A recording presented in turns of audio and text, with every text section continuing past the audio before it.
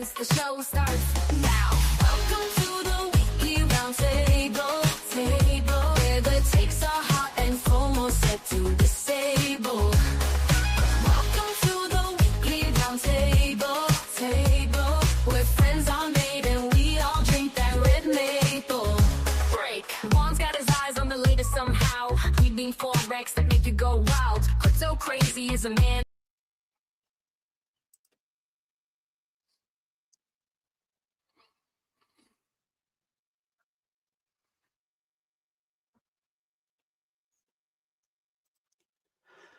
Well, what is going on with Ethereum? Is it going the way of the dodo bird? We'll discuss that and more on today's episode of the Roundtable. Don't forget, nothing we say or do on this stream should be considered financial advice, strictly education and entertainment purposes only. Please don't forget to like and subscribe and hit that bell notification so you make sure you get alerts of every time we post a video or the stream goes live.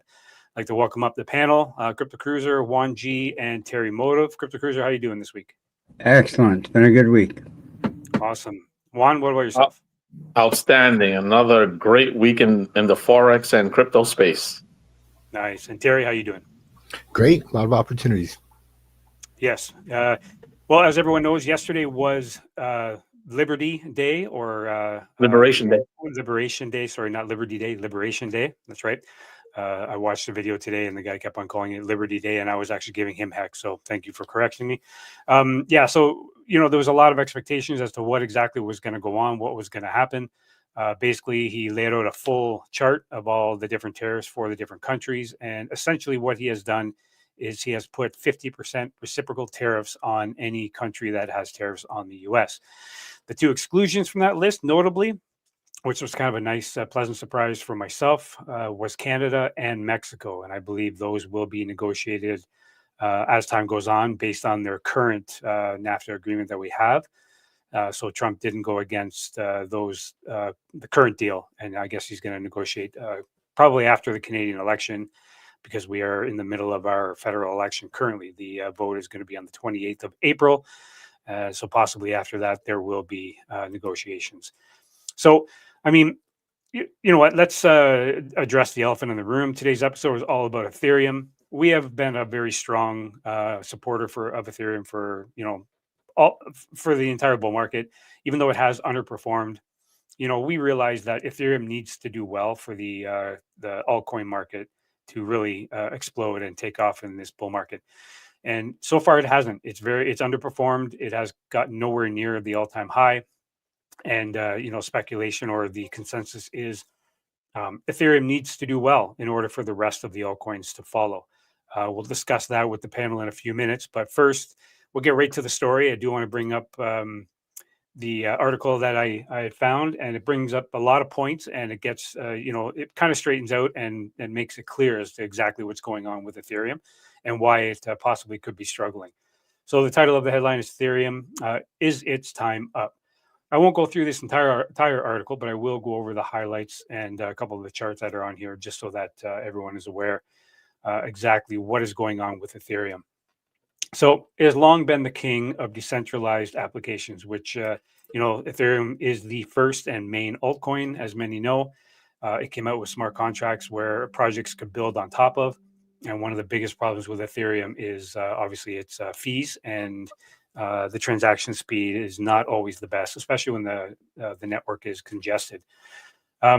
So it serves as the backbone for DeFi, NFTs, and decentralized autonomous organizations, DAOs. However, its status as the number 2 cryptocurrency is being challenged. Sluggish price action, declining user activity, and the rise of more efficient competitors are sparking debates about whether Ethereum's best days are behind it. In 2021, the market cycle demonstrated the limitations of ETH in terms of speed and cost to transact. During periods of high demand, Ethereum's fees spiked. No secret, everyone knows that the gas fees on Ethereum can sometimes be atrocious, making it impractical for everyday use. Layer 2s expected to solve this problem were not yet available in 2021. In the meantime, fast and cheap alternatives like Solana arrived, demonstrating a strong point of difference with their high transaction speeds and low costs. During the following bear years, the Layer 2s did arrive, heralding the age of fast and cheap access to Ether dApps. For example, Arbitrum, Optimism, and other layer 2s. Another notable one would be Matic or Polygon. That one really took off with the DeFi dApp era that we had. And, that was one that had really, really cheap fees as well, and even had its own token. So it didn't really utilize Ethereum like a lot of these other layer 2s did. But it did reduce congestion and fees, making Ethereum more accessible. What was unforeseen, however, was the fragmentation they introduced. Users now face the challenge of navigating multiple layer 2 ecosystems, each with its own set of rules, fees, and interfaces. The complexity has made it difficult to know which layer 2 to use during their experience and contributing to Ethereum's struggle to retain its dominance. Now, here's just a little list of optimistic rollups. There was Base, Optimism, obviously, Zoro, and Metis. I haven't heard of Metis before. Zero Knowledge, ZK rollups. Polygon, as I had mentioned a minute ago. Linea, Loopring, Aztec, Immutable X were just to name a few. Side chains like Polygon as well. And then the other ones here, different channels and validators. So ETH by the numbers. To access whether Ethereum is losing its grip on the number 2 cryptocurrency, it's crucial to compare it against its main competitors using key layer 1 metrics. Ethereum's numbers are competitive, but fragmented and combined with its layer 2 solutions like Arbitrum and Optimism. In contrast, blockchains like Solana offer a seamless user experience by consolidating all transactions on a single layer. Daily active addresses, DAA, are a vital measure of user engagement and network activity. Ethereum's DAA on its mainnet has remained stagnant, showing minimal growth. However, when combined with its leading layer 2s like Arbitrum and Optimism, Ethereum's DAA becomes stronger, albeit fractured across different networks. This just shows the chart here. The green is Solana, just showing its active addresses, and then all the other ones down here are Base, Polygon, Arbitrum, etc. So, according to this, it's saying that all the layer 2s combined with Ethereum account for 2.1 million DAAs, active addresses, a significant number when combined, which beats all other competition with the exception of this cycle's leading layer 1, Solana, which boasts more than double at 4.8 million. Total value locked as well. Total value locked is a critical metric for evaluating the popularity of utility of a blockchain within the DeFi ecosystem. Ethereum still leads the pack with a TVL of 115 billion, 72.6 billion USD, excluding its layer 2s. When the TVL of its layer 2 solutions is included, Ethereum's total exceeds 128 billion, 81 billion USD. Versus Solana. Okay. And then obviously, if you combine Ethereum with all the layer 2s, the TVL is still fairly high on Ethereum. In comparison, Solana has seen rapid growth in TVL, reflecting its thriving DeFi ecosystem and growing developer confidence. Even with this emergence, Solana still only has a TVL of 14 billion, 8.9 billion USD, which is significantly behind ETH. To further illustrate how far ahead ETH is in this category, Sui, hyped as the emerging L1 of this cycle, has only 1.9 billion. So because, the old saying, first to the party is usually, way ahead of the curve, which in this case is exactly true. Ethereum's been around for so long, it's the first altcoin. So it's had a lot of time to accumulate, TVL, different dApps and stuff on the protocol. But that is slowly coming down, as you can see with all the data here. So I don't really need to go through the rest of this. Just talks about ETH compared to layer 2s. Base, which is the main L2 on Ethereum, has taken the lion's share of the volume and the TVL. So what could ETH do to turn around? Ethereum's path to regaining its dominance isn't guaranteed, but several possibilities could help reverse its current challenges. Two potential areas of focus are shifting the leadership strategy of Vitalik Buterin and the Ethereum Foundation. Cruiser will go touch on that a little bit more later on. And then, a lot of people in the space were saying that they aren't bullish enough, so need to start posting bullish tweets and stuff on different social medias. And Vitalik had kind of a funny one here. Ethereum is good with the bull. Everyone sees the symbolic nature of that. So in conclusion, Ethereum's position as the number 2 cryptocurrency is under significant threat. While it remains a behemoth in terms of TVL and developer adoption, The lack of growth in daily activity or daily active addresses and transactions concerns many in the community. Compounding this issue is the rapid rise of high performance layer ones like Solana and Sui, which are attracting users and developers with faster, cheaper, and more scalable solutions, which is basically their model, their slogan for Solana and Sui especially. Fastest horse wins the race, as they say. The narrative is shifting, and unless Ethereum can accelerate its development and regain user momentum, its status as the second largest cryptocurrency may be at risk. That's important. Ethereum is far from dead, but the crypto landscape is evolving rapidly. It must adapt to maintain its position or risk losing its standing to faster, more innovative competitors. As it stands, Ethereum's time as the undisputed number 2 is no longer a certainty. So I want to share that with you guys. It's Ethereum has certainly underperformed this entire market, and it's no secret that the main reason why is because of, it's not super easy to use. It's super expensive, especially on high volume and high traffic times. And the scalability of Ethereum, I know some will argue that that Ethereum scales just fine, but it really doesn't, because when push comes to shove and the market gets really congested, Ethereum really shows its true colors. It's old tech, and it's time for an update, basically, is what it comes down to, or they are going to be left behind. So Cruiser, you had a little bit more information on the back end of Ethereum and the founders and the Ethereum Foundation. What did you find? Part of what's going on internally, which of course does contribute to its poor performance. I won't go as far as saying there's a leadership struggle, but there is leadership questions. There was a poll recently done that included a group of people that hold 51,198 ETH in total, $164 million worth. I don't know where they got these people from, but there was a vote done or a poll done. And it wasn't like this multiple choice where here's the 3 people that could lead Ethereum. What are your choices, or what do you choose out of these 3? My understanding, it was an open poll asking these big players in the Ethereum world who should step in as the leader of the Ethereum Foundation. And it's astonishing. 97% chose somebody named Danny Ryan. From my research, he's a former key player at Ethereum. He helped facilitate the transition from proof of work to proof of stake back when that happened. This Danny Ryan character was a big part in that. 97% of people that were polled picked this guy.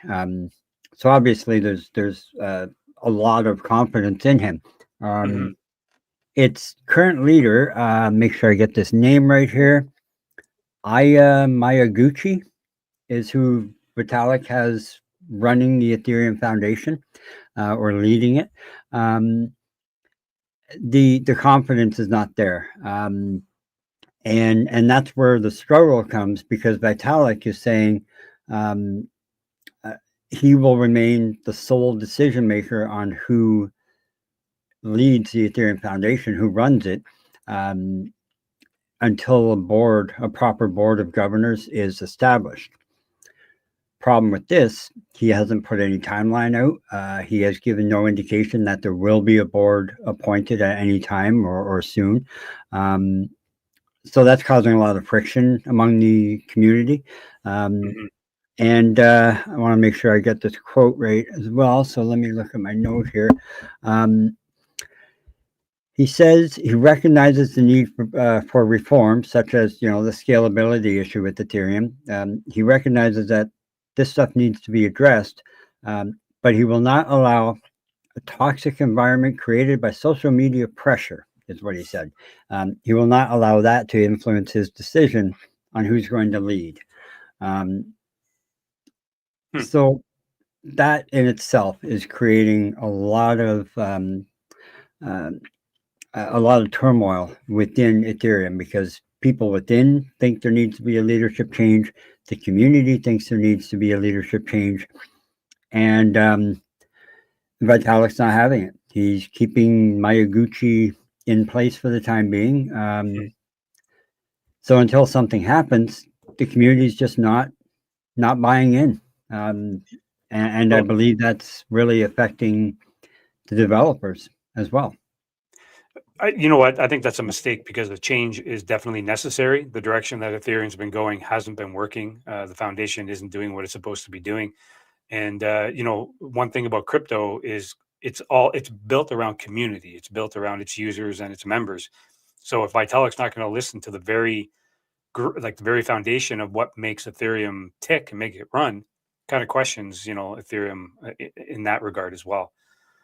Interesting. Yeah, I wish I could have found more information on who this group of people were that hold this 51,000 Ethereum that voted for this Danny Ryan. This is the first time coming across that name, but 97%. It almost seems like that. Who put the poll out there, right? Was it Danny himself? Like, it just seems a bit. Or is this guy that, you know, that big of a player in Ethereum that all these people think he should be leading? It's clearly awesome. he's well known within. Yeah. Juan, get your comments on the whole Ethereum saga and what what are your thoughts on Ethereum in general? Overall, for me, it just has let me down time after time. Whether it's, I mean, just look it back, like what would make Ethereum successful? First thing they talk about is transaction fees, right? Yeah. And did the price come down a little bit? Yeah. So I'm not going to say they didn't keep their promise technically, right? But when you overlook at any other chain, it's still the most expensive thing to operate on, right? You look at when they first transitioned, I think in September of 2022, from proof of work to proof of stake. What did that do for the price? Nothing. Yep, nothing. If anything, the price dropped from where it was. So what makes me think that anything this year launches will help Ethereum? The track history has shown nothing. And they're just stuck in the past and they're fighting over pennies at the leadership level. They're super disorganized. I don't see how they plan on turning it around, right? They have, I think, an expected Petra upgrade that's supposed to happen in Q1 of 2025. Is it really gonna do anything? You know, it's supposed to help with efficiency, help with the user experience, expand the data capacity. It's gonna be like the largest hard fork ever on Ethereum, but is it gonna do anything? Probably not again, right? Let us down. So, and then you look at its future upgrade, which is Ethereum 2.0. Again, right? They haven't shown the ability to keep a promise and show like, wow, right? When you hear Solana say they're going to increase the TPS, we all thought 20%, maybe 30% improvement. We weren't even close to that number. They blew it out the water and they're still like improving the system. They have another upgrade coming out. So overall, like, yes, Ethereum has been like the Bitcoin, right? Like if Bitcoin didn't existed, like Ethereum was it. And like it played a huge role in alternative coins, like really taking off. But I think that maybe his time has come and maybe we should look towards Solana, right? As something to replace Ethereum. Second would probably be maybe XRP, right? Only because now they're free of the shackles of the justice system. But we need something that can show opposition towards freeing itself from the Bitcoin dominance. And the only other coin that has done that successfully as of right now has been Pi. So other than that, I mean, the Pi just hasn't been long enough to kind of take that mantle. But for me, something needs to show, and I don't think Ethereum has enough of the right leadership to kind of take us into the future with of what we need to see. Yeah. Any questions? No, you're absolutely right. I agree with all of that. And as much as I hate to agree all the time, you're absolutely right. The other thing too is Ethereum. They made it so that layer twos could come out to complement Ethereum, and they were hoping that would kind of be the way that Ethereum continues into the future. But it hasn't worked out that way. The layer twos have actually, instead of complementing Ethereum, they've more like taken over. Base is the perfect example. They've got their own ecosystem going on. Aerodrome and their own DeFi section, and they've left Ethereum behind. So I think reminds me of the old chicken and the egg scenario. You got the chicken laying all the eggs, the egglings hatch, and then they're out of the house and they're gone, and they leave mama behind. And that's kind of like what's happened with Ethereum. Terry, your thoughts on Hold on. Ethereum? Let me ask you a question. Let me ask a question, right? Do you really need Ethereum to buy Base? No. Do you need Ethereum to buy any of the layer twos? No. That's the problem. Yeah. That's it, right? They could do without Ethereum. Yeah. Yeah, that's the problem. And that's why the system seems so fragmented right now, because it's like you don't need Ethereum for anything. It's just using their channels, using their data path to be successful on its own without needing Ethereum. Yeah, and the reason I think Ethereum is even relevant now is because it's been around for so long. There are so many projects built on it. The DeFi section, there's a lot of DeFi. You have what's the main DeFi sector on Ethereum? Can't think of it right now. Where they stake. Anyway, so yeah, the only reason it hasn't completely gone away is because there's a lot of dApps and other projects still relying on it. And a lot of NFTs in its space, right? And not talking about the projects. I'm just talking really about the value of the NFTs, and no one wants to decrease it because Ethereum is going by the wayside, right? That's right. So they're still trying to keep the value of that NFT increasing because the price of ETH dropped. So you're going to need more ETH now to buy the same NFT instead of the NFT just dropping in price. And it's fragmented. The whole thing is fragmented. Right. And the Aave was what I was trying to think of there. Sorry. Sorry to cut you off there, Terry. Your thoughts on Ethereum? Well, yeah, I think that it's definitely underperforming, right? It's already lost its place as the leader of the alts, in my opinion, anyway. And it just feels like there's a lot of people, a lot of other projects chasing it, right? Sol leads that pack, obviously. Comparative powerhouse, just leads by multiple metrics. You talked about earlier, like wallets, transaction fees, just way out in front in a lot of categories, and just growing really strongly. Sui putting in some good numbers too, as you also mentioned.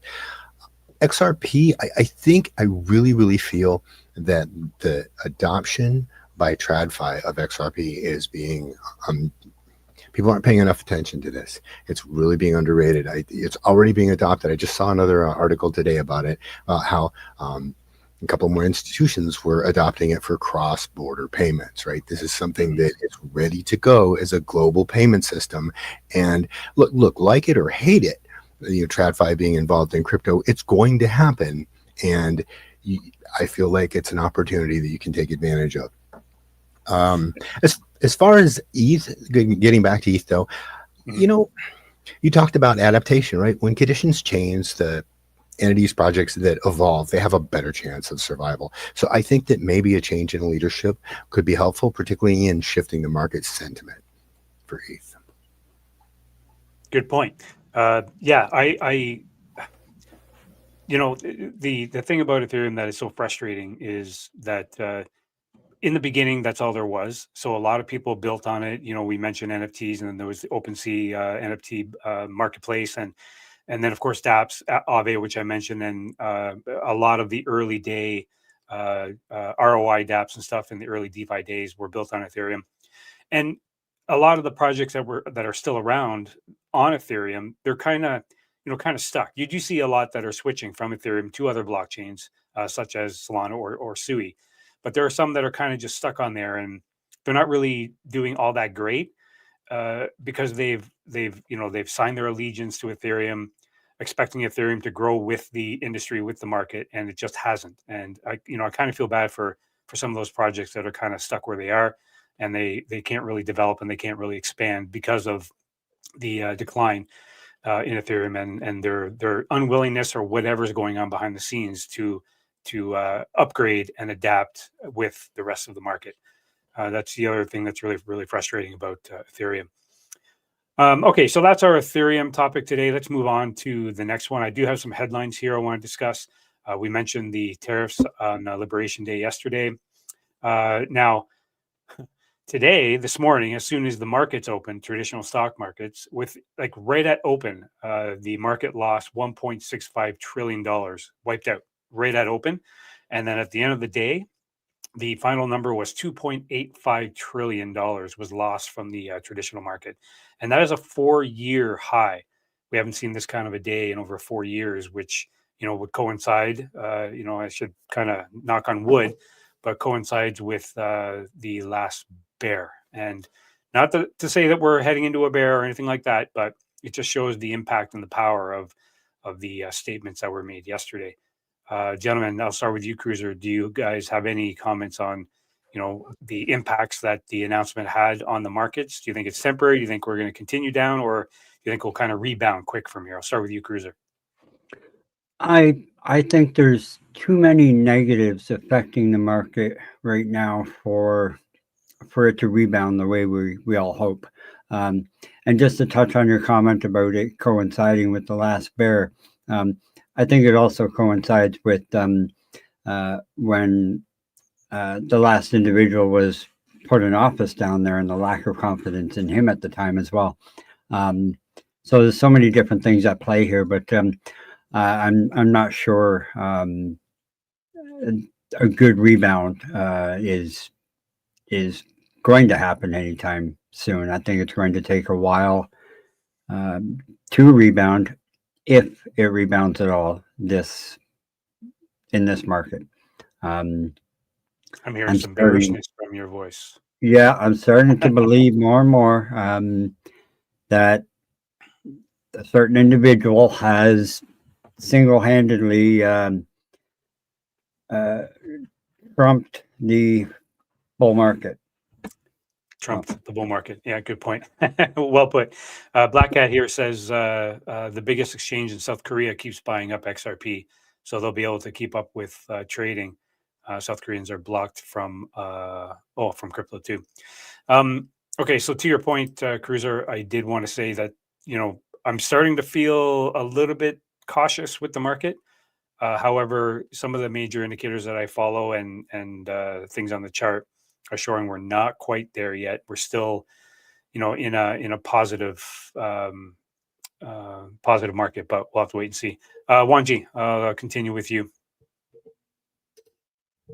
Well, for me, I think we discussed some of this on Monday, right? And who joined our stream, we foresaw that there were going to be some challenges this week.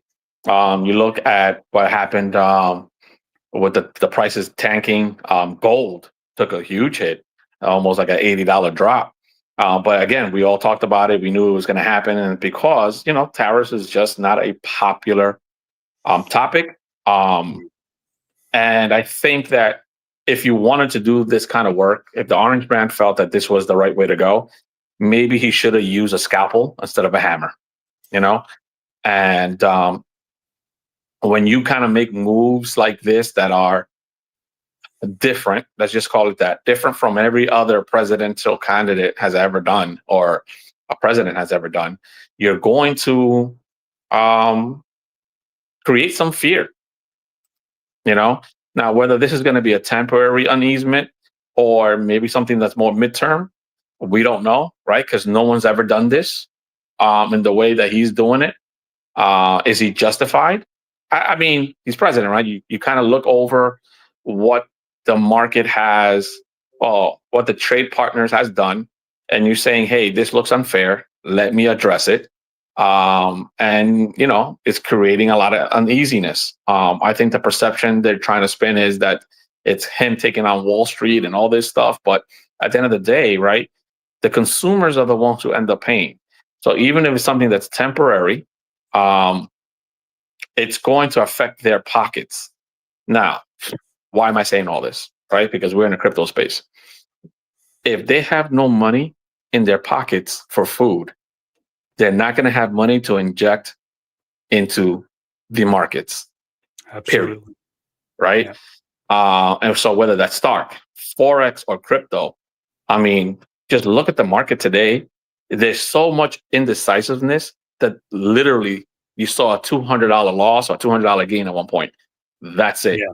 It was the flattest market I've ever seen in such a long time. And usually you'll see more volatility after such a huge day like yesterday. And you didn't see it today. I'll show today. No, I'll show in the chart in a minute that Bitcoin did have quite a a volatile period for about 2 to 3 hours. As a matter of fact, there was $300 billion liquidated from the crypto market in just 4 hours from 4 to 8 p.m. last night, and we'll show that on the chart. But yeah, you're right. You're right about that. It's a lot of fear out there, Mhm. and I just don't think that unless they address this head on and actually detail out their plan to ease consumer confidence, they're just not. We're just gonna either stay in this lull, or to side with crypto cruiser a little bit here, see a steady decline in our portfolios in the foreseeable future. Well, you know how markets work. We all do. They go through these cycles, and right now we're definitely in a bad news cycle trend where every day it seems like something. But having yesterday come and go, and Bitcoin didn't, basically it went back to the price it was on Tuesday. So, we lost maybe 4 days worth of gains, although they were pretty significant gains, but we're right back where we were. Now, with that behind us, maybe if, the news cycle, I'm talking mainstream news cycle, decides to pick up on something else, maybe we can start getting some positive stories out there. I mean, we've seen Michael Saylor, he's tried to spin up some positive stories out there, like him buying more Bitcoin. And then, as you mentioned on Monday's video one, BlackRock over in the EU providing what was it, ETP, and so Yeah. they're trying to push out positive news, but the bearish news just kind of keeps bringing the fear up. And you know what? Although we are at local bottoms for a lot of our altcoins and Bitcoin itself, so this could be the beginning of the start of the good news cycle. We'll have to wait and see if that plays out. Terry, your thoughts on yesterday's announcement and the reaction to the market? Well, so people are kind of questioning, was it worse than expected? Or what was most of this priced in? And obviously the results of that say it was not all priced in, but I think it was actually a combination of both. Yes, it was definitely worse than markets expected, but I think more may be priced in than people thought. And I remember we talked last week about crypto, Bitcoin sweeping the lows previously. And so it's no surprise that we're going back down, right? Yeah, no, none whatsoever. And when you look back in history, look back at the chart candles, daily chart candles, let's say in 6 months or 8 months from now, and you see what happened in this period, you're not going to remember the reason for it. I mean, the FTX crash and C19, those are outliers because you can really notice them and you remember where you were. Those are events where you remember where you were. But yeah, this is just going to look like a normal correction in the middle of a bull market when you're looking back on it in a couple of years. I'm going to disagree there. Oh, okay, go ahead. I think that people will remember it because the Orange Man called it Liberation Day. I mean, it's going to be celebrated for the next 4 years, at least by him, right? Yeah. This is what we did, and look at the results, and look what we've done. It's the hugest thing we've ever done, and regardless of the way the market reacted, was it an overreaction? Maybe, right? But I think it's a equitable reaction because of something that was being done that's unprecedented, right?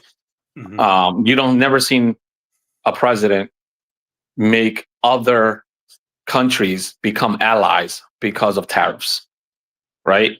So yeah, this could be something is going to be remembered.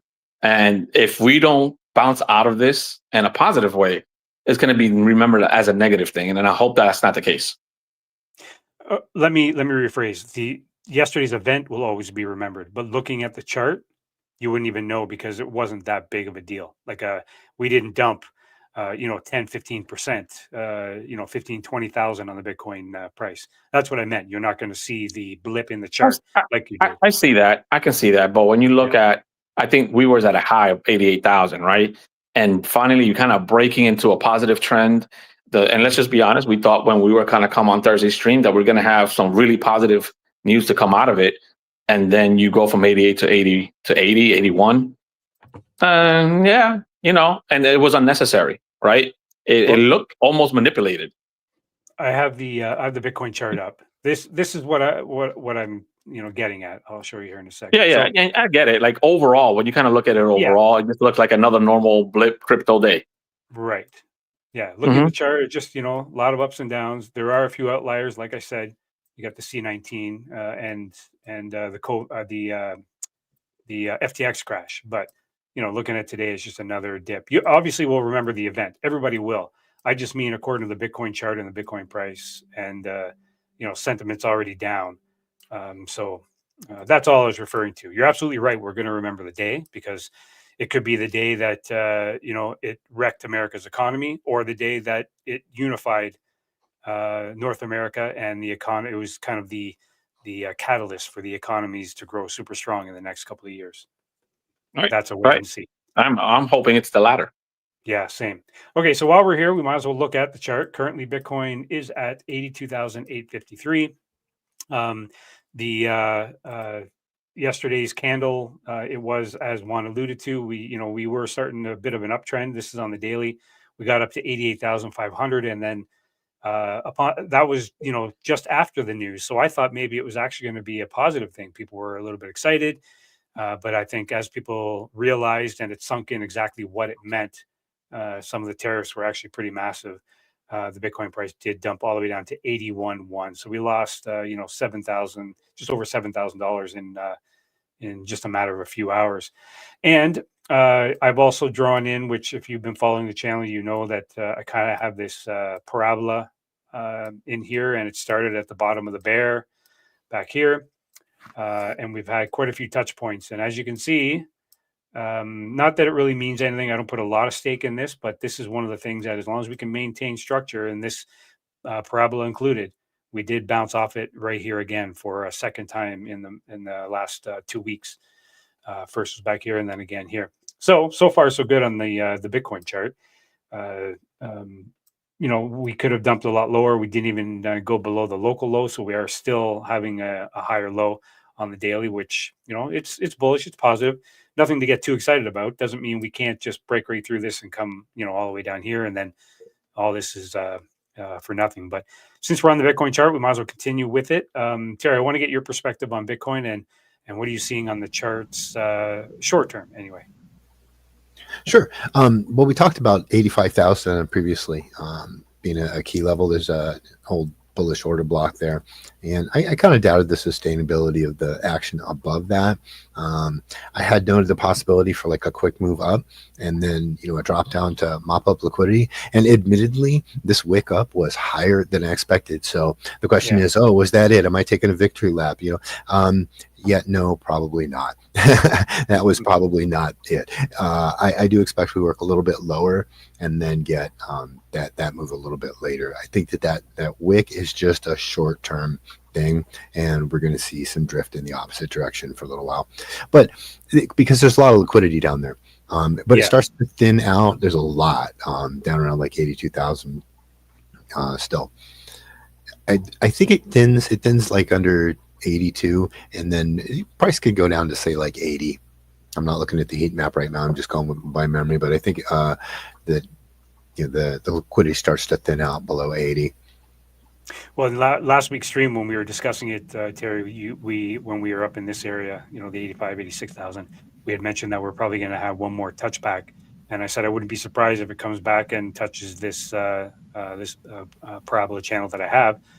Before the next leg up. We both agreed, and that's exactly what's happened. So we will see if that was the wick down or if we will come down again. But either way, it's textbook and it's playing out pretty good. Juan, yourself, what are you seeing? it's happened exactly what we foretold on Monday. I like the fact that the parabolic trend is holding up because we have a chance to continue to kind of rebound, and I hope it stays this way, right? But I agree. Maybe that it's going to get to a point that there's too much liquidity down there for people not to say, let's kind of just revisit it one more time and take advantage of a good spot to launch off of. Those who kind of get it out like bandits, or people who listen to our channel about making sure you're prepared, reading your charts, doing your TNA, putting your stop losses to collect your profit, and then if you see another sale, buy again, right? That's the only thing you can do right now. There's just too much uncertainty. I'm not going to say fear because that's not the right term. There's just too much uncertainty right now in the market for anybody to be comfortable in saying, I'm going to invest something that matters to me and to make something for my future at this point. I think that we might have a chance once we're out of this whole tax season and see where we at financially with the global markets, because then people kind of can decide, am I holding a nest egg for rougher times, or can I invest? And right now, there's certainties telling us, let's hold on for right now. Okay, that's fair. Cruiser. Well, I mean, it's great that it's holding the parabola structure. But I got to say, I think back a couple of months, go back to switching over to the 2025 calendar. Who would have thought we're going to be sitting here trying to find positive things to say about an $82,000 Bitcoin? It just doesn't seem realistic. Thinking back to the conversations we had back in January, when things were looking so great for this bull market. But like I said, it's great. It's holding its structure, but it's hard to find positives from it. For me, when I look at the big picture for this year, and maybe that's expectations were through the roof, maybe with the way the year started, but holding out hope, I guess. Yeah. Well, sometimes you have to, especially there's been a lot of reasons for the bearishness in the market and for the current price action. If we didn't have any of, because you got to remember what's going on right now is unprecedented. It hasn't happened before. So there's a lot of uncertainty in the market, obviously. And you can, the indication of how gold is doing is pretty much the way the crypto market should be reacting, but it's not because of what's going on right now. So I still have faith. It is getting not quite as big as it once was, but I still believe that by June we're going to be up in this 120,000 range. But that's just my personal opinion. You mentioned gold there. I just want to touch on that. Seeing the way that gold's performing, is that a result of people's fear of the crypto market? So they're putting that disposable income, if they do have it, into something that's more trusted, right? Is that what's happening? I'll let Juan speak to that, but I believe that is part of it. Crypto members, we'll call them investors, if you will, not financial advice, just my opinion, but they are DGENZ. And so they have this urge that they can't just sit on the sidelines. They have to be in something. So they'll go, from traditional high value stocks like Tesla and MicroStrategy and that sort of thing. And then, maybe dabble in crypto. When crypto's not doing well, they got to be in something. So the best known store of value and safe haven is gold. And of course, that's where they're going to park their money. Juan, your thoughts? So gold is one of those things right now that, and I've said this before, I use it as a divergence for other markets. And I think the initial drop was because a lot of people thought that the news on these, whatever Trump was going to announce, was going to be so awesome. So they needed to prepare funds to launch, right? Let's put it in here, let's put it in there.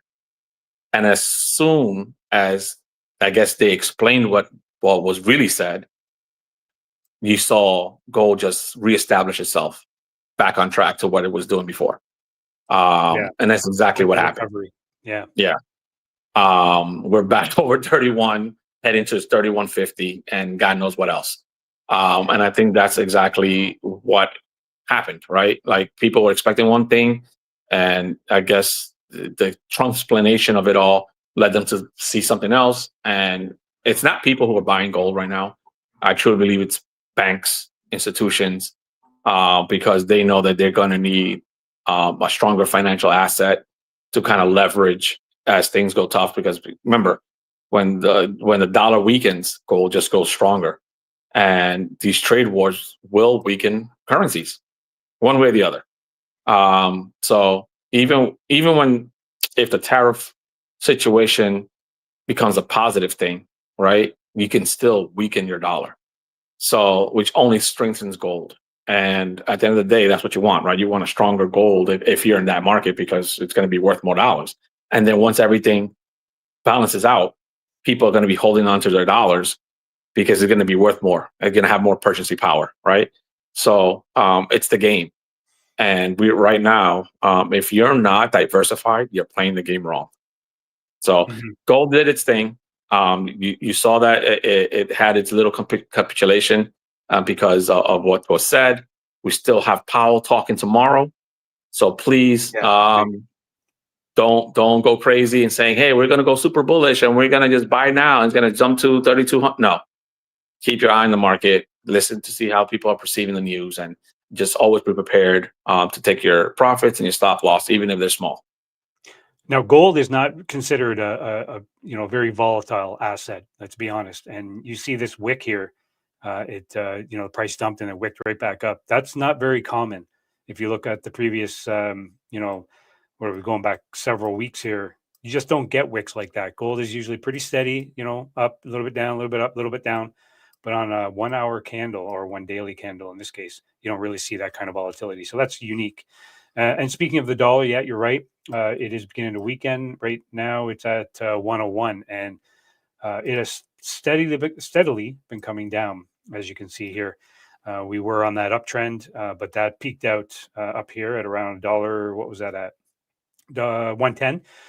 Not $1.10, 110, and it has been steadily coming down from there. So the dollar is weakening, which is exactly what Mr. Trump wanted, because that a weaker dollar represents a reason to cut rates. And if rates get cut, it's exactly what he wants, because pretty soon they need to refinance their loan payments, or interest payments, sorry. And they really need to get a lower interest rate to save money there. So far, his plan is coming together. Yeah, and people too who don't understand the economics of it all. That's why banks bought gold. They knew that was the plan. And it's not really about the orange man versus Wall Street. It's really about trying to get the better deal for refinancing this huge debt we have. Remember, and again, not to get into politics, but the whole idea of Doge was to recuperate $2 trillion. Mm-hmm. If any other CEO did that and it only came out with a fifth of that money, an eighth of that money, you would be considered a failure. Right. Mm-hmm. So that's exactly what it is, right? So we not only did not recover $2 trillion, but now we're accelerating or exacerbating the deceleration of the dollar, because we didn't hit our target. You got to be patient, Juan, though. Remember, it's only been how long they been doing their audits. It hasn't been that long. He leaves, but he leaves in April, right? Well, actually, what I saw was that he's not going to be leaving now until he is finished with Doge. But then after that, he's going to be leaving public office. He didn't give a time or a date. I think they're a little behind schedule. He probably didn't realize the scope of what he had to do, so it's going to take him a little bit longer. We'll see. We'll wait for the final report, see exactly what happens. But I think I don't see them hitting that $2 trillion dollar target unless they go after the big areas, right? Yeah. Maybe not. And it ain't these small things, right? We'll see. We'll see what happens. Okay, before we get to Terry, I suppose you want to do some analysis. I do want to go over one more. Here we go. For those that's speaking of DeFi, anybody that is familiar with Kamino Finance, we've been talking about it here on the channel quite a bit. It is a protocol on Solana where you can, you can buy, you can lend, you can borrow, you can supply, you can do like a leverage position, so to speak, and of course, staking, et cetera, et cetera. Kamino's been around for a little while. They're on their season 3 with their the points that you collect, and they do airdrops for the amount of points you collect. But anyway, they just launched, as you can see here, they launched a swap protocol on Kamino Finance's main page. The link for that is in previous videos, and I'll even put it in the description. So they've come out with a swap feature. So Kamino Finance, a decentralized finance protocol built in Solana blockchain, announced today that has launched a tool to make token swaps on Solana more efficient, according to an announcement shared with the Defiant. The tool, dubbed Kamino MetaSwap, integrates blockchain Oracle Pyth networks express relay, designed to reclaim maximum extractable value, MEV. MetaSwap uses Pyth's tool to route swaps through a real-time auction of top searchers, delivering competitive pricing. The new product from Kamino also features a tool called Active Simulations, which the project claims to ensure accurate pricing, prevent failed transactions, and eliminate slippage. That's the biggest thing. Anyone who has been, in the meme coin space or swapping tokens, if there's a slippage that you can set to make sure that your transaction doesn't fail. Well, the new MetaSwap on Kamino eliminates that. The transaction won't fail, and you won't have to worry about slippage, which is pretty amazing. So yeah, this whole article here, I'm not going to read the whole thing, but how it works. MetaSwap searches platforms like Jupiter, DFlow, Fluxbeam, Radium, and Audubon for the best pricing on any swap. It then actively scans and excludes any routes that might fail due to slippage. So that's where the cheaper transaction comes in, cheaper swap. Quotes are also constantly monitored to provide real-time prices. As a result, MetaSwap traders not only get the expected price, but also earn a tip, a share of the extra value created by competitive bidding. So it's fairly new. It's innovative. No other swap is like it. And Kamino has been doing really, really well. It's one of the top dApps on the Solana blockchain. They've just started a campaign where they're giving away 25,000, or not giving away, but you can earn a portion of 25,000 weekly. They do have like a link, kind of like I guess you can call it a referral link, but it's a link that if you use a certain provider or whatever's link, you both get shares of the swap, and you get a chance to be a part of that as well. So the link for that will be in the description. But even if you don't use the link, that's fine. Just check it out. If you use Kamino anyway, I know for myself, if I was using Kamino and needed to do a swap, I would use either my wallet Phantom, or I'd use Radium or even Jupiter to do my swaps. Now I can do it right on Kamino. So really good to see. They're constantly building one of the best DEXs now and projects on Solana, as I had mentioned. So that is that. Now, Terry, I noticed you wanted to do a little bit of analysis. What do you have for us this week? I will share your screen. And there we go. What do we have cooking today? Well, I just wanted to get back to the liquidation heat map, and correct my numbers actually, because I said this got a little low below 82, and this was actually wiped out a little bit earlier here. But here you can see, a lot of liquidity right here. And this is like just below 81, just right above around 81. Yep. Yeah, right around 81. And then it gets really thin down around 80. So definitely expect it to hit this and come down here. But it can go sideways for a while, and going sideways will probably cause more traders to, more and more orders, more liquidity to accumulate on both sides. But I expect it to grind down and take this liquidity before any serious moves up. I saw a report, actually. I wanted to bring this up now that you mentioned that. Last time when we had that, the massive run up to close to 100,000, and we did that sideways chop for a little bit, there was a lot of liquidity down. I think it was around that 96,000 range. And, we kept on getting down to that point, but not below it. And what ended up happening is a lot of traders kind of got bored.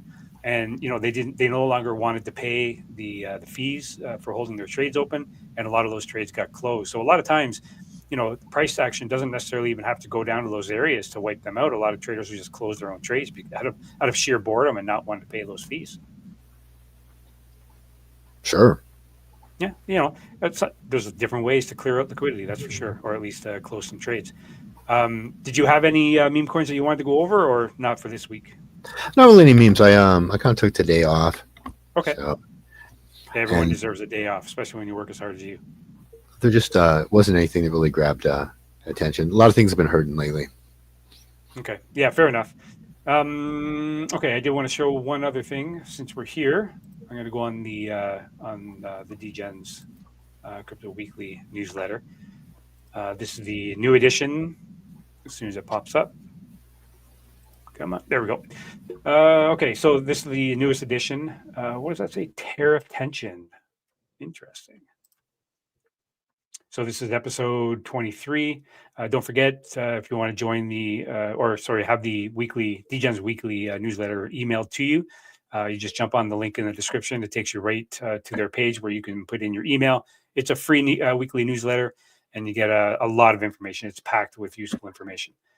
So every week I like to read the market pulse just to see what is new for the week. So this week, crypto market saw a boost on Tuesday as investors speculated that Trump's Liberation Day tariffs might be less severe than feared. For some countries, yes. For some countries, no. However, analysts remain cautious, warning that a potential trade war could strengthen the dollar or slow global growth, both of which could negatively impact risk assets like crypto. Meanwhile, Bybit is shutting down its NFT marketplace on April 8th. I didn't even know they have an NFT marketplace. Hopefully I'm not the only one. Joining a growing list of platforms exiting the struggling NFT sector. X2Y2, which processed 5.6 billion in trading volume, recently announced its own shutdown, while Kraken and Nike-owned RTFKT have also pulled the plug on NFT ventures, with LG to follow suit in June. Wow. The NFT downturn is evident in floor prices, with CryptoPunks down nearly 66% from their all-time high, Bored Apes plunging 90% from their 2022 peak, and the Gods taking the biggest L, currently sitting at just 9 SOL. Wow. After the highs of over 2,000 SOL in 2023. I didn't realize they were down to 9 SOL. In other major news, Circle, the issuer of USDC, has filed for an IPO and plans to list on the New York Stock Exchange. For anyone that doesn't know, that means they're basically going private. Under the ticker CRCL, JP Morgan leading the offering. Tether, the largest stablecoin issuer, has also made waves by adding 8.888 BTC, 735 million, to its reserves. For anyone that doesn't know, China, when they do purchases, it's always in eights for whatever reason. Bringing the total Bitcoin holdings to 7.8 billion. The company reported a record 4.5 billion in Q1 profits, with 1 billion coming from its substantial U.S. Treasury holdings. So that is Market Pulse. All kinds of other information on here. We get dominance charts, Bitcoin dominance, other dominance, and then, of course, the token of the week. And then we have our link down here for our channel, and then the different collections on DGENZ project, speaking of NFTs. So that is that. Great update from them. Okay, so I guess in conclusion, guys, we are at 58 minutes. Perfect. So in conclusion, we discussed today about Ethereum, their struggles, and possible ways that they could, or what they need to do to come back. Because let's be honest, even though Ethereum isn't what it used to be, it still leads the altcoin market, and it really needs to have a surge for the altcoins to follow. It could possibly be that we need Ethereum to lead the charge into the next altcoin season. Also, the Liberation Day was yesterday. A lot of market volatility, and as we just read there, the NFT sector sounds like it's in a little bit of trouble. So I get a recap final words from you guys. I'll start with you, Cruiser. Final words on tonight's episode. I wasn't going to have much as a final thought, but then Juan made a comment a few minutes ago that that kind of sparked a memory. He made a comment about if you're not diversifying, that you're doing it wrong. I just wanted to throw out there making the mistake I made when I first started out, and I may still be within that spectrum now. Over diversifying could be just as bad. Just wanted to throw that out there because I've been bad for that for a long time. trying to weed it out, but that's the only thought I have. Other than that, great episode. Yeah, being over diversified could be just as bad as under diversified for sure. Juan, what are your final thoughts? Yeah, tomorrow is going to be an interesting day, and obviously going into the week, it's going to be even more interesting as things start settling down, and you're going to see different reports. Powell's going to have a huge effect. Is he going to respond to the weakening dollar? Is he going to mention that? Is he going to accelerate his timeline to lowering the interest rates? And obviously, what affects us is going to affect all of North America. So I will, again, keep your eyes and ears in the pulse of what's happening, so that way you guys can always come out unscathed. If you always love our show, please comment, subscribe, and notify yourselves. And we appreciate all the love we've been receiving so far. And if there's anything we can do for you, please don't hesitate to ask. Just ask in the comments. Perfect. Thank you for that. Terry, yourself. Great. Yeah, as far as over diversification, I agree that can become a problem, particularly because when you have too many positions, you just can't manage them effectively. But I think for a lot of people, for most people, the problem is under diversification. So, or they over diversify within a sector, right? Which is not really diversification. As far as ETH, I really feel like ETH should recover. It's not necessary, in my opinion, for it to have a season. I feel it will bounce, but I don't think it really needs to lead the charge for the alts. And I don't feel like the alts are I don't feel like they're nipping at ETH's heels, but the pack is on the hunt. Let's put it that way. Yeah, that's one way to put it. All right, thanks, gentlemen, for joining me again. As always, don't forget, nothing on this stream is considered financial advice, just strictly entertainment and educational purposes only.